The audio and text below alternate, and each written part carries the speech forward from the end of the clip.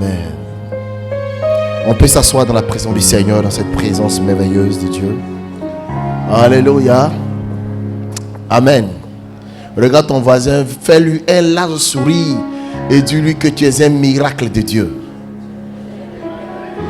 Dis, tu es un miracle de Dieu. Donc fais-lui un large sourire, un sourire merveilleux, puis dis-lui, tu es un miracle de Dieu. Alléluia. Donne-moi un très bon amen ce soir. Alléluia. Je suis très en joie ce soir parce que je crois que Dieu fera quelque chose de particulier dans nos vies. Amen. Dieu te donnera de comprendre quelque chose d'extraordinaire. Je n'ai pas entendu un amen.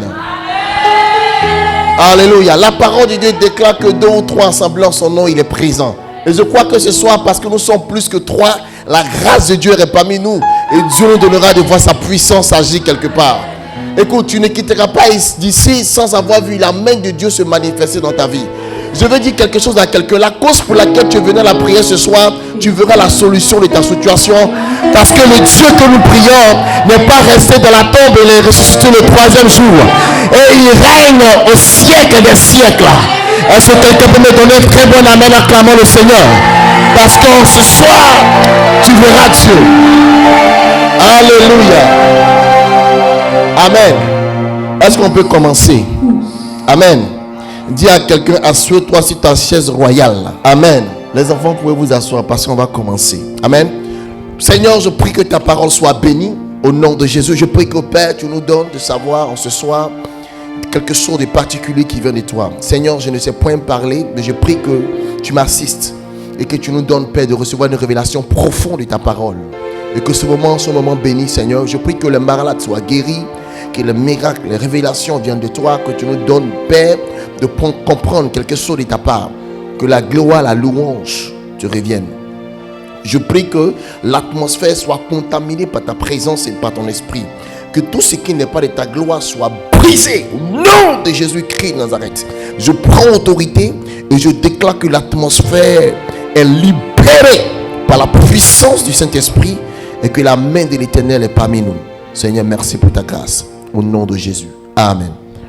Nous allons prendre nos Bibles dans le livre de Genèse, le chapitre 1er. Pour ceux qui ont suivi un peu sur les réseaux sociaux, nous avons déjà donné le terme de ce jour, qui est quoi? Qui peut me rappeler le terme? Au commencement, Dieu créa les cieux et la terre. Amen. On peut lire ensemble, s'il vous plaît, le verset 1 seulement. Genèse chapitre 1, verset 1. Au commencement, Dieu créa les cieux et la terre. Dans la Bible dit, au commencement, Dieu créa les cieux et la terre. Alléluia. Il y a quelque chose qui a frappé mon esprit et qui m'a donné de comprendre quelque chose. Amen. Et c'est pour ça que je veux que ce soir nous méditons cette parole. Parce que je crois qu'à travers cette parole, il y a une révélation profonde que Dieu va te donner de comprendre. Amen. Regardez quelque chose de particulier. La question que je me suis posée, c'est que je savais que Dieu existait avant l'existence. Amen. Dieu existait avant l'existence. Quand nous lisons par exemple le livre de Jean le chapitre 1er à partir du verset 1, la Bible dit au commencement était la parole. Et la parole était, je vais rapidement prendre le verset, Jean le chapitre 1. Jean chapitre 1, verset 1. Oui. Au commencement était la parole. Au commencement était la parole. Et la parole était avec Dieu. Donc au commencement, qu'est-ce qu'il y avait? Donc quand nous regardons d'abord, nous constatons qu'il y a 2 commencements. Amen. La Bible nous parle d'abord d'un commencement en disant qu'au commencement, Dieu créa les cieux et la terre. Et dans le livre de Jean, le chapitre 1er, on nous parle encore de notre commencement. On dit au commencement était la parole. Mais j'aime beaucoup la version que j'ai ici. Tu peux lire la version s'il te plaît. Cette version me donne de comprendre encore en profondeur quelque chose. Amen. De comprendre en profondeur une révélation puissante de la part de Dieu. Jean chapitre 1 à partir du verset 1er. La Bible dit quoi? Aux origines. La Bible dit aux origines.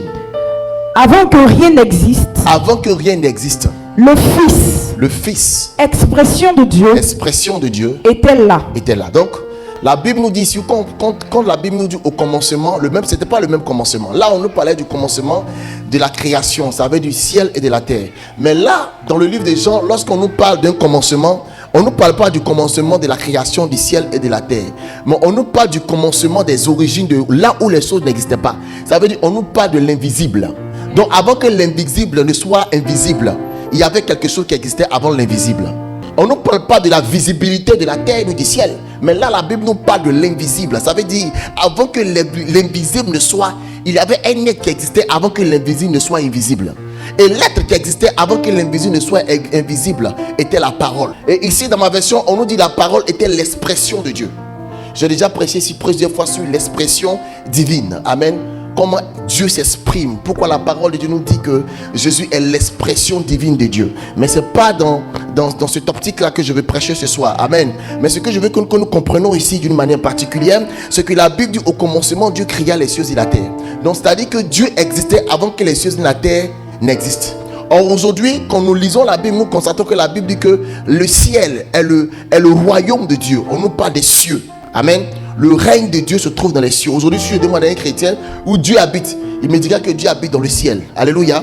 Mais avant que le ciel où Dieu habite ne soit créé, Dieu existait déjà. Donc j'ai compris qu'en réalité, c'est pas parce que Dieu voulait exister dans un ciel qu'il a créé le ciel ou la terre, mais c'est parce qu'il avait un objectif à atteindre. Donc avant que tout cela n'existe, Dieu existait déjà et il avait déjà une demeure. Tu comprends ce que je dis? Quelqu'un comprend bien ce que je dis? Amen. Maintenant, regardez. Donc si Dieu a créé les cieux et la terre, que Dieu avait un objectif à atteindre, quel était donc l'objectif pour lequel Dieu a donc créé le ciel et la terre? Amen. Quel était donc l'objectif pour lequel Dieu a créé le ciel et la terre? Dieu a créé les cieux et la terre pour que l'homme y habite. Mais nous savons que l'homme habite sur la terre et que les cieux appartiennent à Dieu. Alléluia. Amen. Maintenant, la chose pour laquelle je veux prêcher ce message, c'est quoi en réalité? C'est que vous voyez avec moi que avant que Dieu ne crée l'homme au 6e jour, Dieu savait que son objectif c'était de créer l'homme. Mais avant que son objectif ne soit réalisé, il a d'abord pris le temps de créer l'environnement, les structures.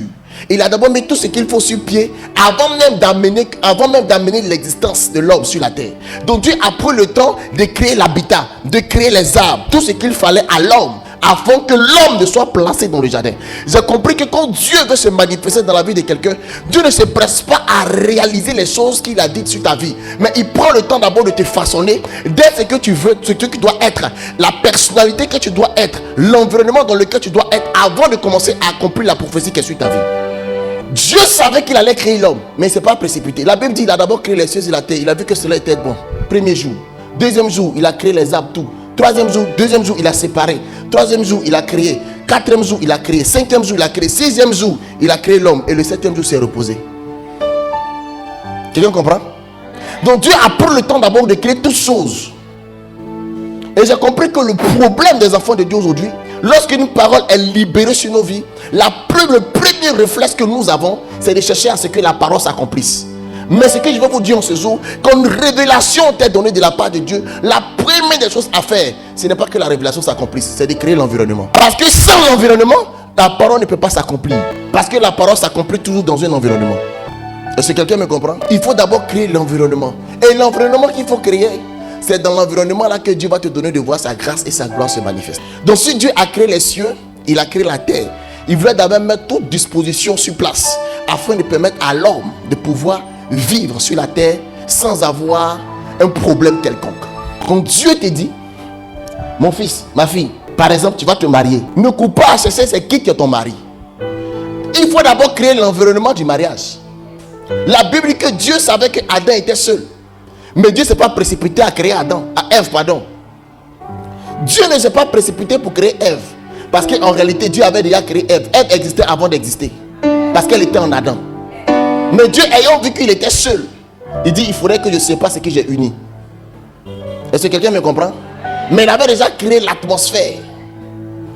Et l'atmosphère qu'il avait créée, il avait créé une atmosphère mentale et une atmosphère physique. Ça veut dire, dans l'atmosphère mentale, qu'est-ce que Adam s'est dit? Je suis seul.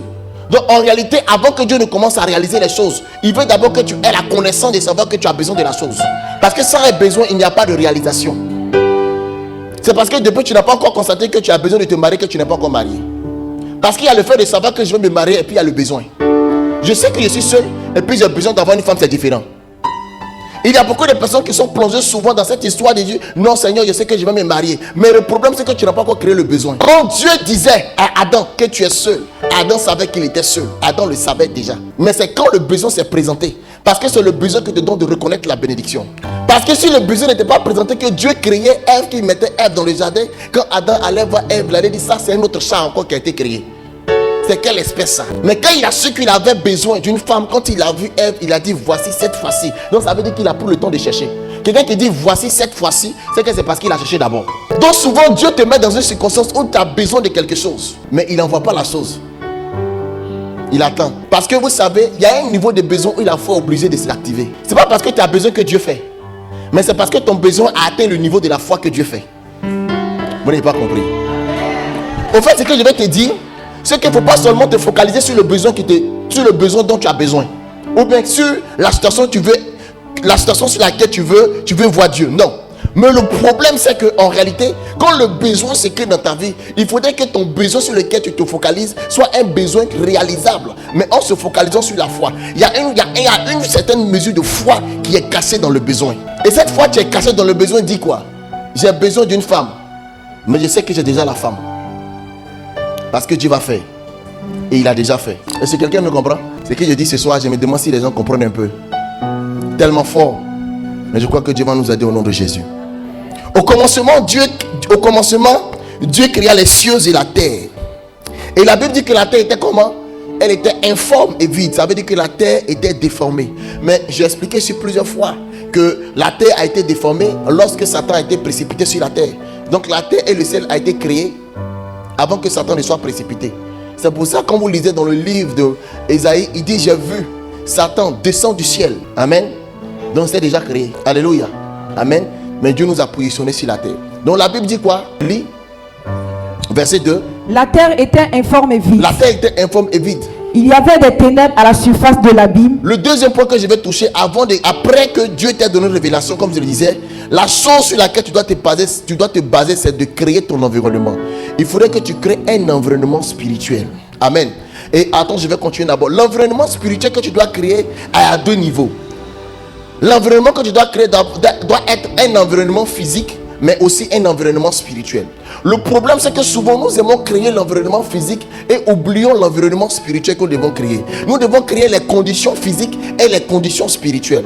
Les conditions physiques, souvent, pour les créer, c'est pas difficile. Hein. On met tout ce qu'il faut sur pied pour que ça puisse marcher. Je prends un exemple, tu veux te marier, tu as de l'argent, tu organises ton mariage. Tu dis non, moi je vais prendre tel soeur, tel frère qui va être le PCO. Voici ce qu'on va faire. Tu commences à organiser la structure pour qu'en réalité le mariage puisse se faire tranquillement, n'est-ce pas? Amen. Mais dans le domaine spirituel aussi, il y a une structure, il y a une méthodologie que tu dois appliquer pour que réellement la chose qui doit s'accomplir puisse s'accomplir. Écoutez, quand Dieu a créé, il n'a pas créé seulement que les effets physiques, mais il a créé aussi les effets spirituels. Dieu a créé la terre, mais il a aussi créé le ciel. Le ciel est le lieu céleste, le lieu spirituel, le lieu où Dieu rend toutes choses invisibles. Et la terre est le lieu physique où Dieu permet la réalisation de ce qui est invisible. Donc en réalité, la Bible dit Dieu créa les cieux et la terre. Donc c'est-à-dire que le ciel a été créé avant la terre.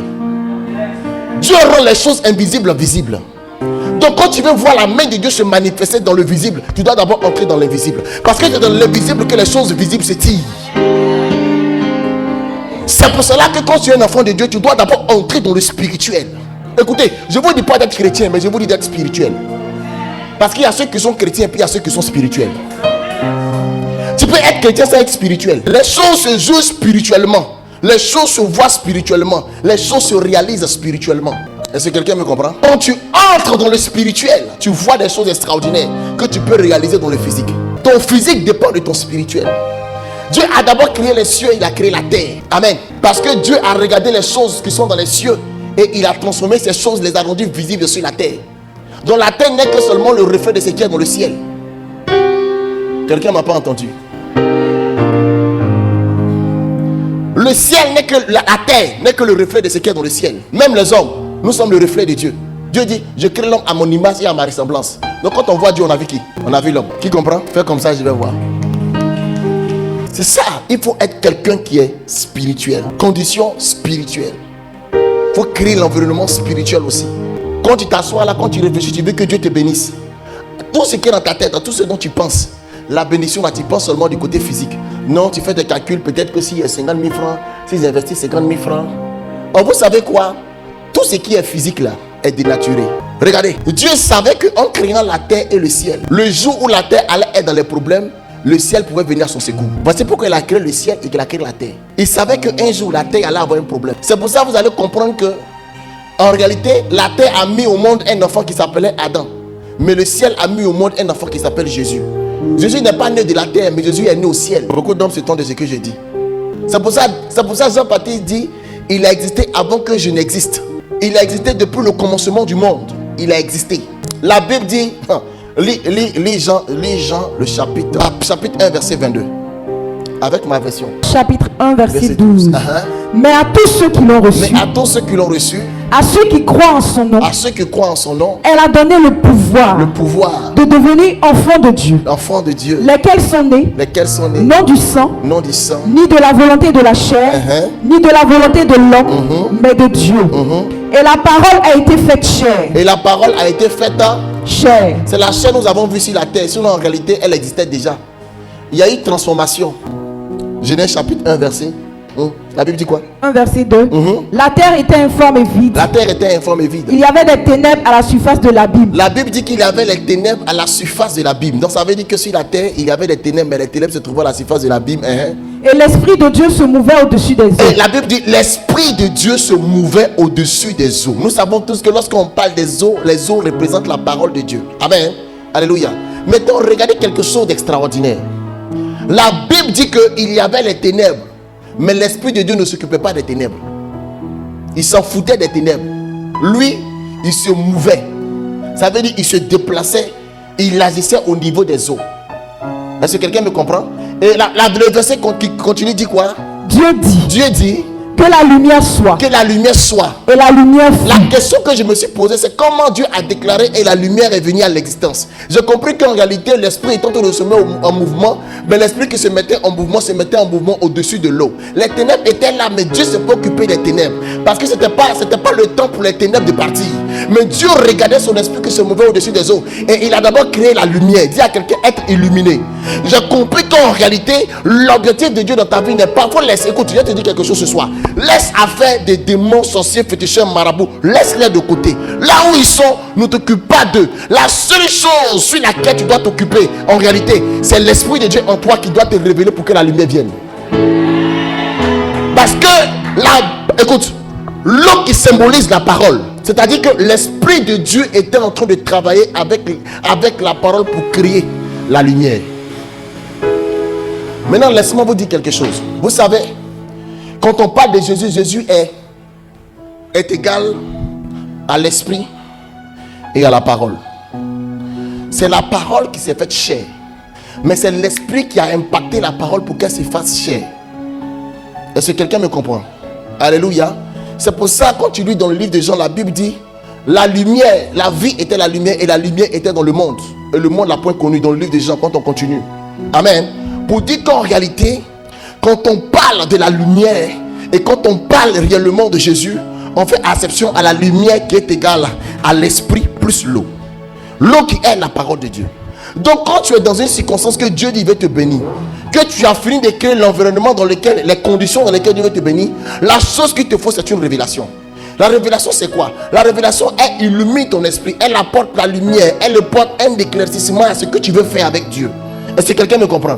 Donc en réalité, tu te plonges dans la parole, tu te plonges dans les écrits. Et en ce moment-là, tu vas voir que, parce que écoutez, pour réaliser les promesses de Dieu, c'est pas Dieu qui vient pour réaliser les promesses, mais c'est toi qui réalises les promesses de Dieu dans ta vie. Mais la chose qu'il te faut, c'est la foi. Et vous savez, la foi, c'est quoi? La foi, c'est la lumière. La foi, c'est le fait d'être éclairé. Voici pourquoi la Bible dit que la foi vient de ce qu'on entend, et ce qu'on entend vient de la parole de Dieu, vient de l'eau. Donc l'eau est source de foi. Donc en réalité, pour que l'eau se transforme en foi, il faut l'esprit de Dieu qui illumine ta pensée pour que tu puisses recevoir quelque chose de Dieu, pour que la foi puisse venir au monde.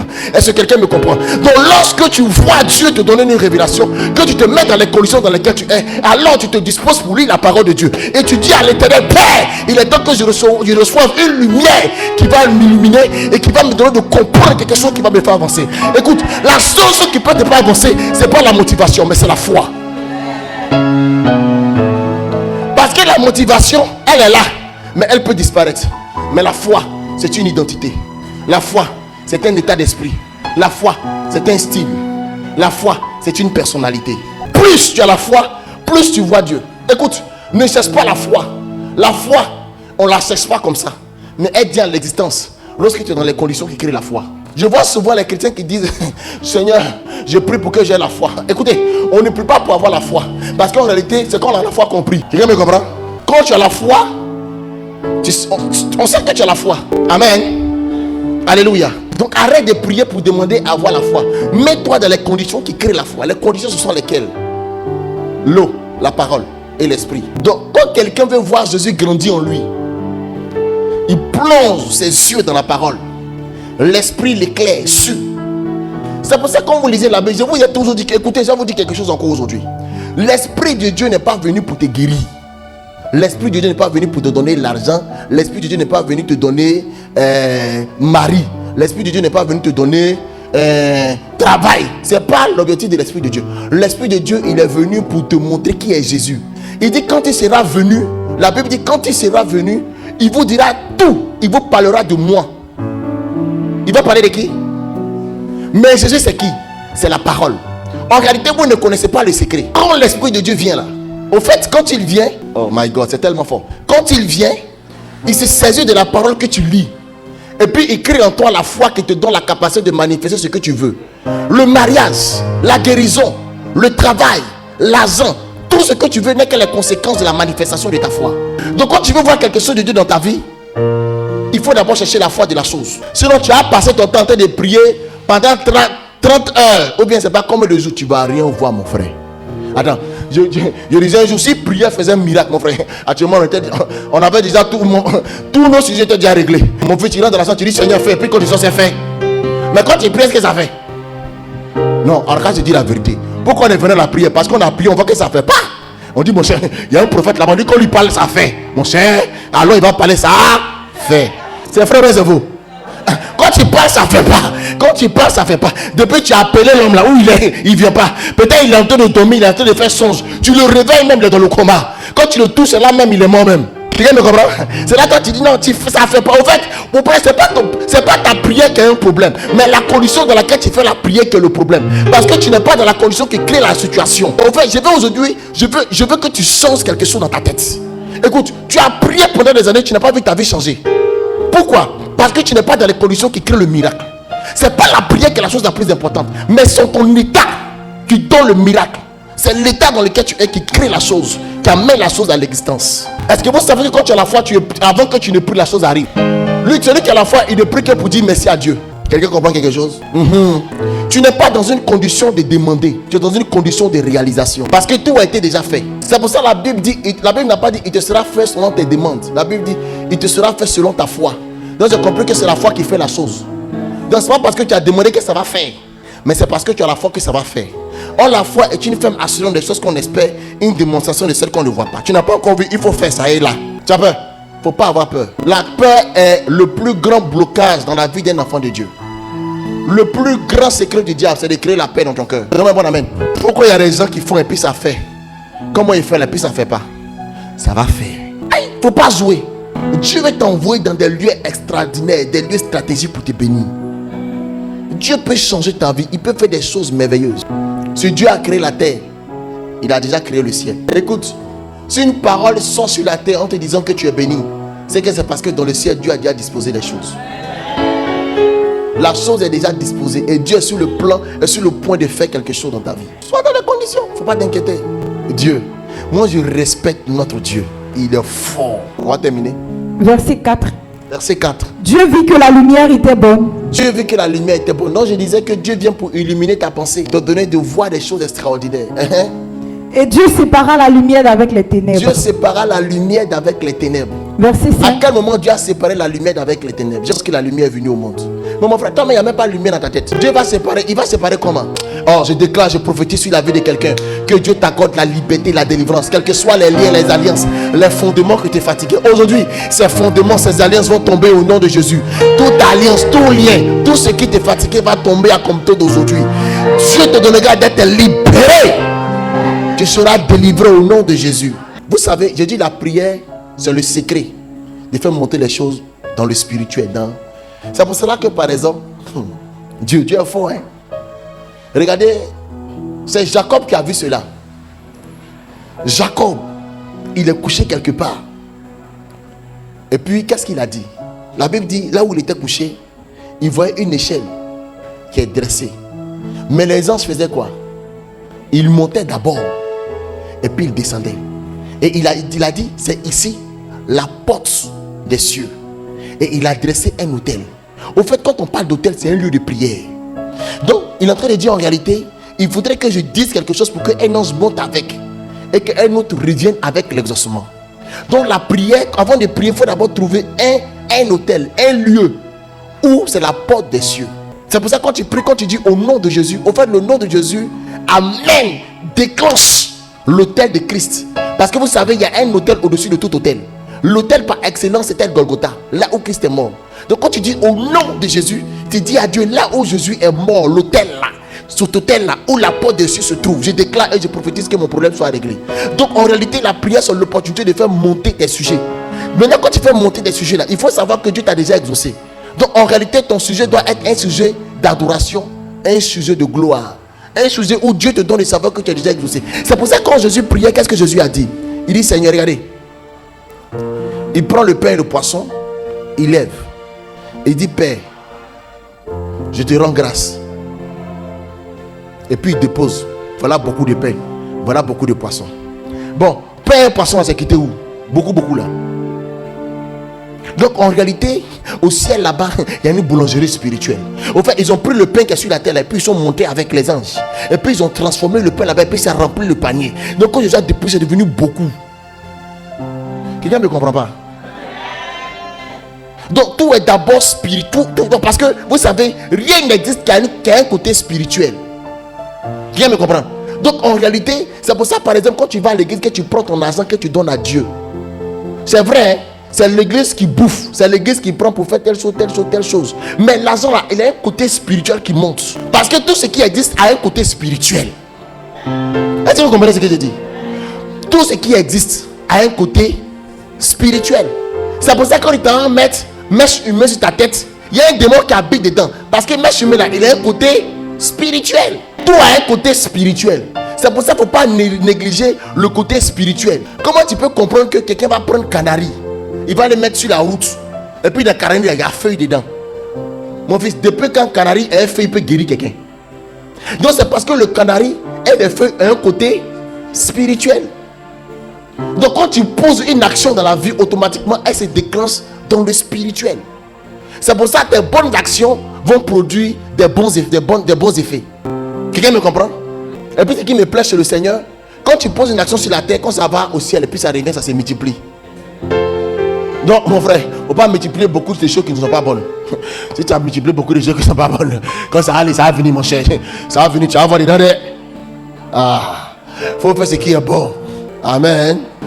C'est pour ça, arrête de te fâcher quand tu vas dans le marais de tes camarades. Il y a des gens, tu vois, mais ils sont dans le marais de leurs sœurs, ils sont comme ça. Serré même. Bonjour.